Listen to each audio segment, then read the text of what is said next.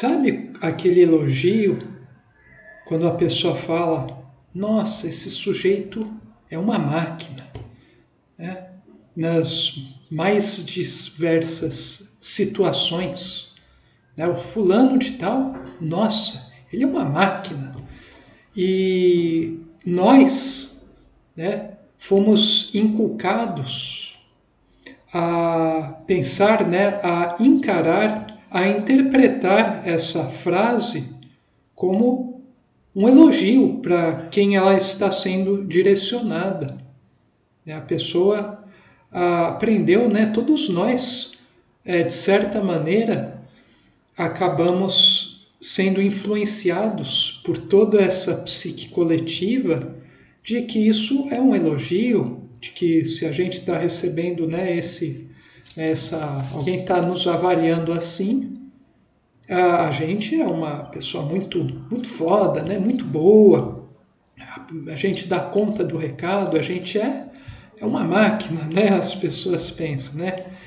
E se a gente for ver mais a fundo o que isso realmente significa, né, com um olhar profundo, baseado na realidade, com R maiúsculo, nós nos daremos conta de que, na verdade, esse é o pior, né, o mais violento e cruel dos xingamentos que uma pessoa pode direcionar a outra. Porque uma máquina, né, um robô, uma inteligência artificial, né, que não é exatamente inteligente, é um ser, né, não é um ser, é algo montado para reproduzir de maneira muito superficial, né, mimetizar comportamentos típicos de seres que são dotados de inteligência. Porque a inteligência, com I maiúsculo, ela promana do espírito, não promana de outro lugar. A matéria por si só ela é desordenada, ela é destituída de inteligência. Isso a própria ciência materialista que a gente tem, ela fala isso. Agora, essas pseudo-conclusões, né, essas fantasias de que a ordem na inteligência surge de algo totalmente aleatório, né, que tende a se desorganizar com o tempo, de acordo com a lei da entropia. Isso é tara de vários acadêmicos, né, que estão acreditando em conto de fadas. Isso é outra coisa. Então, voltando à questão, sempre que você fala, né, ou que você recebe o elogio, nossa, o sujeito é uma máquina, na verdade, você, né, ou a pessoa ao qual isso está sendo direcionada, é o pior, né, é o pior dos xingamentos. Se você ver a fundo, você está destituindo a pessoa de toda a humanidade, você está reduzindo ele a um mero agregado de componentes, né? Como se ela fosse uma série de engrenagens, circuitos, né? Pode ser o mais complexo e eficiente que há, né? Mas você está resumindo a pessoa a um agregado de matéria montado artificialmente para cumprir determinadas finalidades, né? Quer dizer, você tirou toda a humanidade possível do indivíduo, né? E a gente tende a pensar que robô, né, máquina é muito legal, é o máximo, né? Porque o robô não morre, né? Entre aspas, não morre, né? Porque nunca teve vida, nunca vai ter vida, né? Aí não dá para morrer, mas daí não tem nem sentido em falar nisso de morte. Um robô não sente dor, né? O robô não tem dramas psíquicos, né? Na mente, né? Não tem emoções que podem levar ele para baixo, para cima, tal, né? Não tem, mas também se você não tem isso, você não é nada, né? Você é absolutamente nada. Então, o que nos torna humanos é o fato da gente sentir dor, termos emoções, né? Exageradas, né? Muitas vezes, às vezes nem tanto. O fato da gente ter sentimentos, a gente ser tocado, né? Quando você ouve uma música determinada, isso te toca muito fundo, né? Ou você vê uma cena, né, de um filme, lê alguma coisa, uma poesia, né? Você se defronta, né? Você compreende uma equação, né? Você compreende uma teoria, você começa a viver um tipo de filosofia de vida, né, no seu cotidiano, você começa a se sentir algo muito diferente, por aí vai. Uma máquina não tem essa capacidade. Você pula na água, né, num dia quente, você mergulha, né, você vai se mexendo na água, vê as pessoinhas, as crianças pulando, você sente coisas que uma máquina não sente.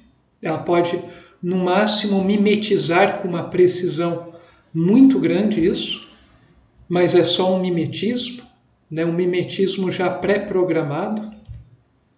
E por mais sofisticado que seja o algoritmo, mesmo que seja um algoritmo que crie outros algoritmos, esse algoritmo inicial foi colocado por um ser dotado de inteligência, que não é uma máquina.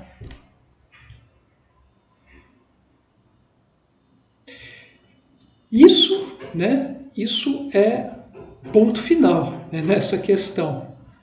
Porque a partir do momento que você questiona isso, né, fala, não, é possível, né, haver uma máquina com consciência e, portanto, que tenha livre-arbítrio, tenha sentimentos, né, criativa. Se você realmente acredita nisso, você está falando, né, que não existe nada de especial na condição de um ser vivo, né? Que ele é reprodutível no sentido de a individualidade ser reprodutível, né? Não estou falando em você perpetuar a espécie, né, com outras individualidades únicas em corpos orgânicos muito semelhantes da mesma espécie, né? O ser, né, o sujeito, a subjetividade, a sua, né, o seu ser, né, nossa essência, a essência de cada um, não é algo reprodutível. Uma máquina é reprodutível, né? Nesse sentido. Então, a máquina não é criativa, né? Ela faz coisa, né, para o futuro, mas já considerando o que foi colocado nela. Ela não vai ter intuição jamais, que é a intuição promana do espírito. A vontade também é uma força que promana do espírito. Então, também uma máquina nunca vai ter isso. Você percebe. A máquina pode emular, né? Ela pode mimetizar coisas, mas ela não possui. Né? Mimetizar seria o termo correto. Né? Ela mimetiza um monte de coisa humana que promana de outra região. Mas essas outras regiões, as máquinas, né, as IAs, não possuem.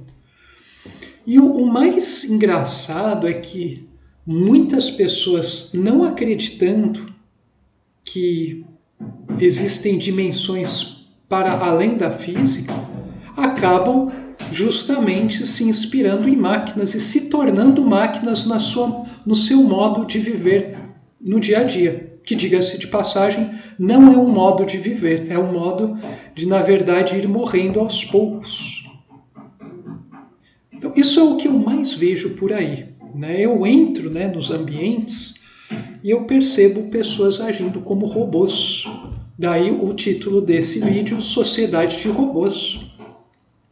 E não se enganem, a pessoa pode fazer tudo bonitinho, né? Vai preencher planilhas, milhares de planilhas com perfeição, vão fazer cálculos, né, contas, né, fazer fluxogramas, diagramas de blocos hiper sofisticados, que envolvam vários tipos de saberes.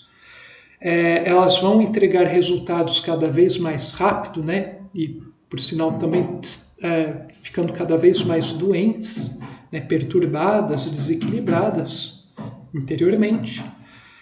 As pessoas podem até estar rindo, né, estar expressando, né, prazer com suas faces, né, com suas falas, mas na verdade isso tudo é um grande mimetismo, um grande artificialismo que a pessoa aprendeu a fazer.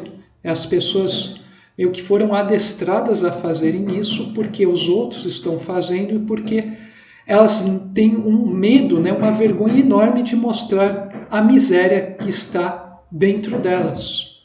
E é por isso que as pessoas não conseguem ascensionar, porque o primeiro passo para realmente iniciar essa jornada na vertical interior é justamente você mergulhar no seu inferno interior, ver como o seu parecer, como o meu parecer, o parecer de todos nós está muito distante do nosso ser, da nossa essência.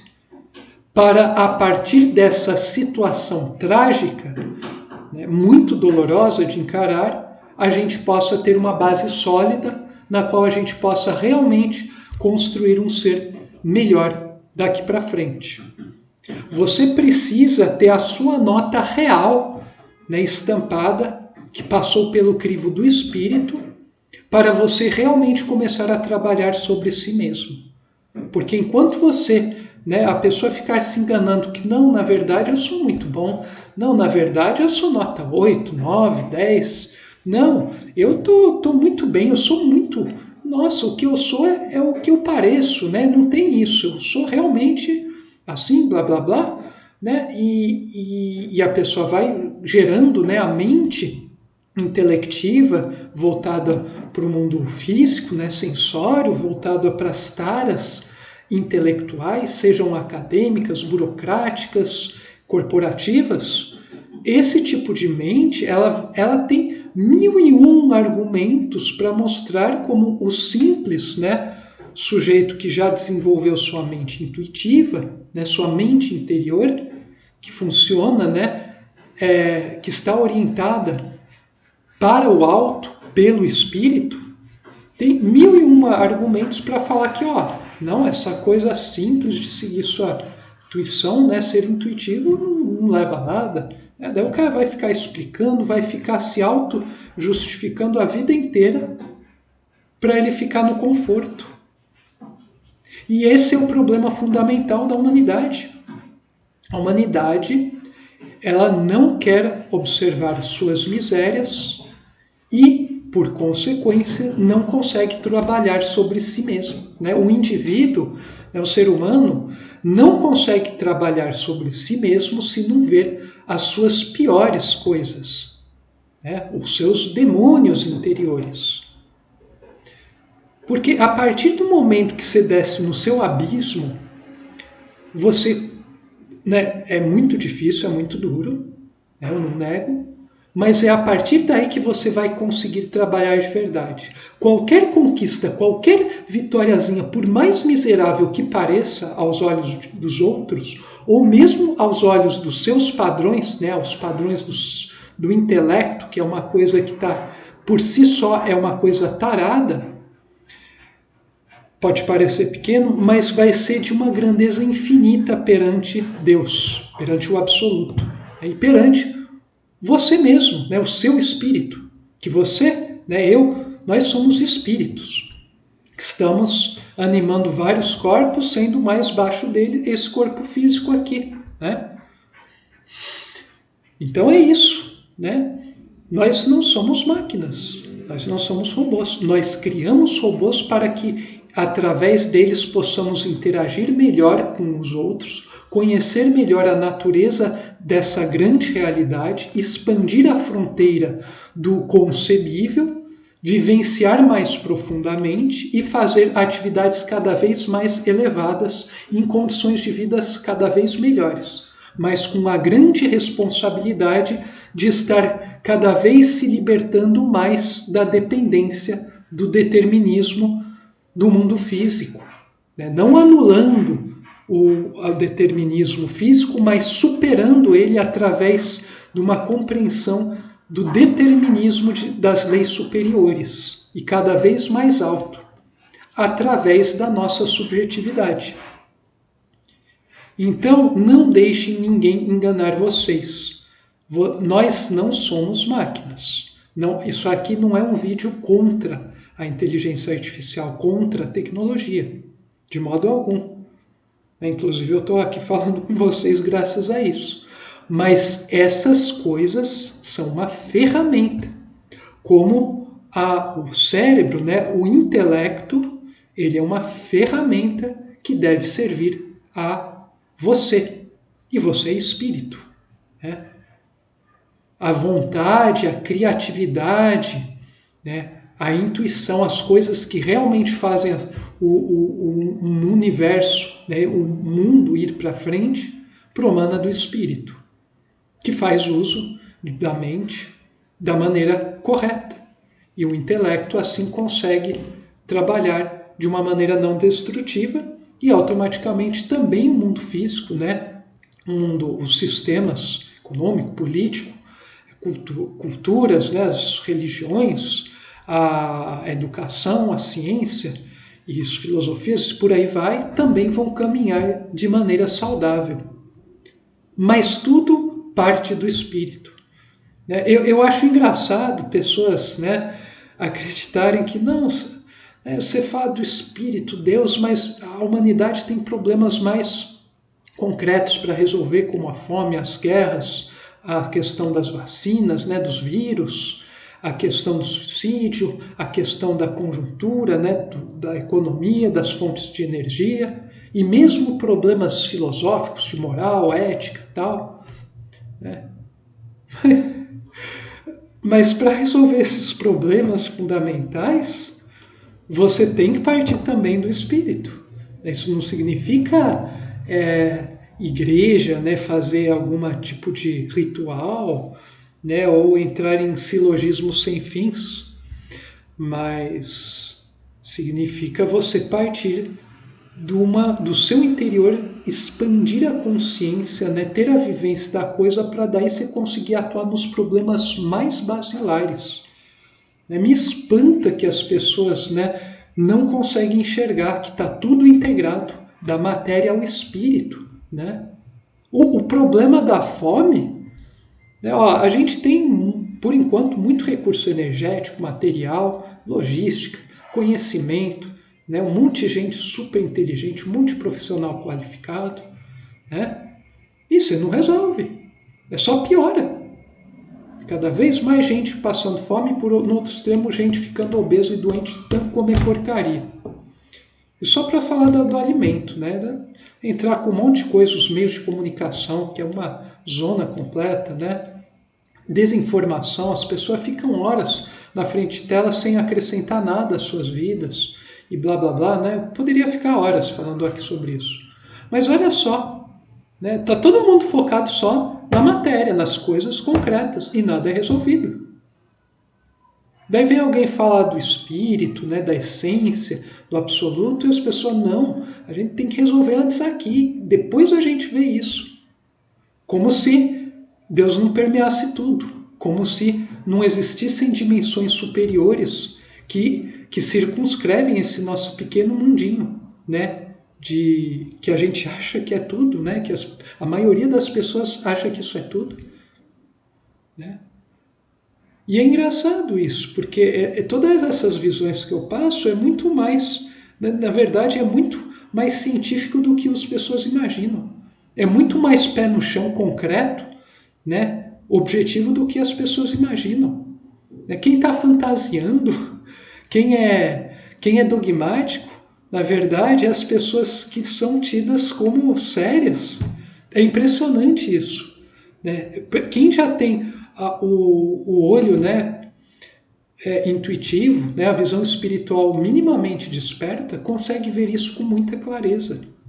Da mesma maneira que é óbvio também que nós não somos robôs. Eu vejo pessoas, né, nos lugares, nos serviços, que se comportam como robôs. Né? Dá para você perceber isso. Né? E não há nada que possa ser feito. Né? Você pode, no máximo, dar o exemplo, né? Seguir, né? Ficar na sua. Que daí os outros vão começar a perceber. Né? Vão começar a ver, nossa, eu estou fazendo um monte de coisa, querendo controlar tudo, eu só fico mal e aquele cara está sossegado, né? né? Acontece às vezes muita coisa ruim com ele e ele está em paz, ele parece que ele está ficando cada vez melhor que eu, né? E ele não fez tantas faculdades, não segue esses métodos, não fica no WhatsApp, não faz isso, não faz aquilo. Ele até arranjou questões, né, onde que eu não ele fez coisas que eu não teria coragem de fazer 10% do que ele faz e parece que ele não ficou pior, ele ficou melhor. Mas como isso? Daí as pessoas vão começar a refletir, sabe?